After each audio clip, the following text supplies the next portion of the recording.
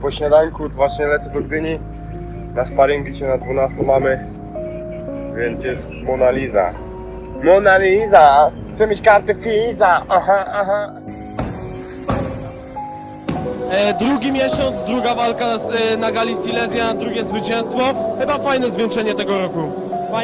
Fajnie, bardzo fajnie, cieszę się bardzo mocno, że wygrałem tę walkę. Ta walka zbliżyła, byłem ogólnie eliminatorem walki o pas za tę federację, także w następnym roku będzie walka na pewno o pas.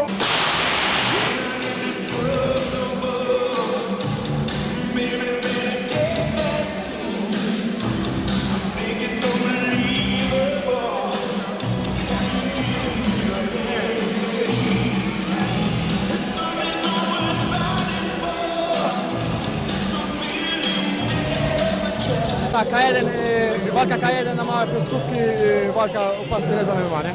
Jestem z Pomorza, ale powoli się tu zadamawiam, podoba mi się ta organizacja, podoba mi się ten styl walki K1, małe pioskówki, naprawdę mega robi roboty, także jak teraz będę miał jakieś propozycje z innych organizacji, to będę tylko chciał się tak bić, nie? Zaraz zobaczymy jak będzie, czy będę się na tej następnej gali bił, ale na pewno już myślę luty, chwilę odpoczynek i luty Marzyć już atakuje, nie? Gdzieś się wbijam, nie? Żeby walczyć, nie?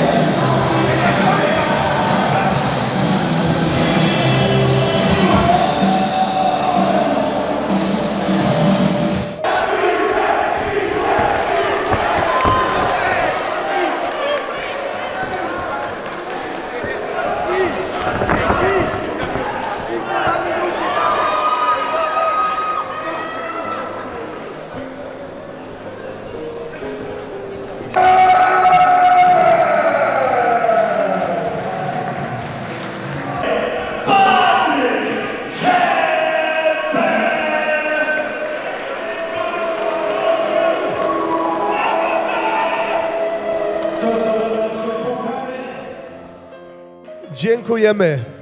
Dziękuję również, także dziękuję bardzo organizatorom za danie szansy mi bycia w tej federacji, także mam nadzieję widzimy się w następnym roku i robimy zamieszanie. Pozdrawiam wszystkich, miłego weekendu, bawcie się dobrze. Do zobaczenia. We're not in